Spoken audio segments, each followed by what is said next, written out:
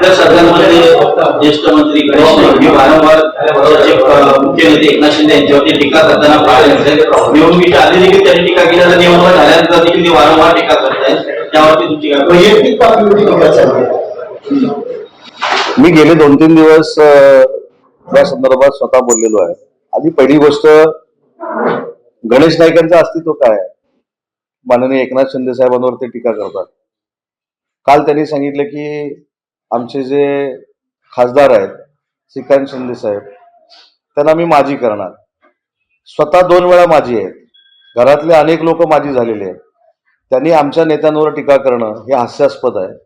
आणि गणेश नाईकांना एक कळलं पाहिजे की माननीय एकनाथ शिंदे साहेबांवर टीका केल्यामुळे कदाचित त्यांना ब्रेकिंग मिळत असेल, परंतु त्यांनी हा विचार करावा की माननीय एकनाथ शिंदे साहेबांनी जर उठाव केला नसता तर आज मंत्रिमंडळामध्ये गणेश नाईकांचं अस्तित्व काय असतं? ते शून्य असतं. त्याच्यामुळे सारखं एकनाथ शिंदे साहेबांवर टीका करणं, काल तर त्यांनी खासदार साहेबांवर टीका केली आणि खासदार साहेबांवर टीका करून असं दाखवण्याचा प्रयत्न केला की संपूर्ण तो जो भाग आहे, नवी मुंबई असेल, ठाणा असेल, पालघर असेल, हा स्वतःच्या अखत्यारीमध्ये येतो, स्वतःच्या संघटन कौशल्याखाली येतो. असं काहीच नाही. त्याच्यामुळं आमचा शाखा प्रमुख पण बोलू शकतो, आमचा विभाग प्रमुख पण त्यांच्यावर बोलू शकतो, परंतु एकनाथ शिंदे साहेबांचे संस्कार असल्यामुळं त्या थराला जाऊन कोण बोलत नाही. पण वेळ आली तर त्या थराला जाऊन देखील बोलण्याची क्षमता ही शिवसेनेच्या सगळ्या पदाधिकाऱ्यांची आहे.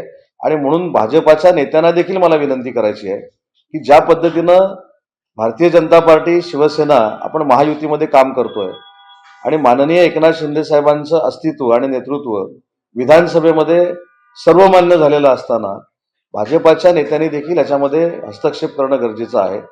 वयोमानाप्रमाणे मी समजू शकतो, परंतु या सगळ्या गोष्टीमध्ये कुठेतरी महायुतीमध्ये मिठाचा खडा पडतोय हे देखील काही लोकांनी लक्षामध्ये घेतलं पाहिजे. आणि गणेश नाईकांच्या वक्तव्याला फार महाराष्ट्र किंमत देतो किंवा त्यांचा जिल्हा किंमत देतो अशातला भाग नाही. त्यामुळे त्यांनी स्वतःचं आत्मचिंतन, आत्मपरीक्षण करून, म्हणजे आपण स्वतः किती वेळा माजी झालो होतो, आपल्या घरातले किती वेळा माजी झाले होते, आपलं काय काय अनधिकृत तुटलेलं आहे, काचेचा महल कसा तुटलेला आहे, या सगळ्या गोष्टीचं पहिलं आत्मचिंतन केलं पाहिजे आणि मगच एकनाथ शिंदे साहेबांवर तोंड टाकलं पाहिजे. आणि म्हणून मगाशीच मी सांगितलं की प्रत्येकाला चांगलं बोलता येतं.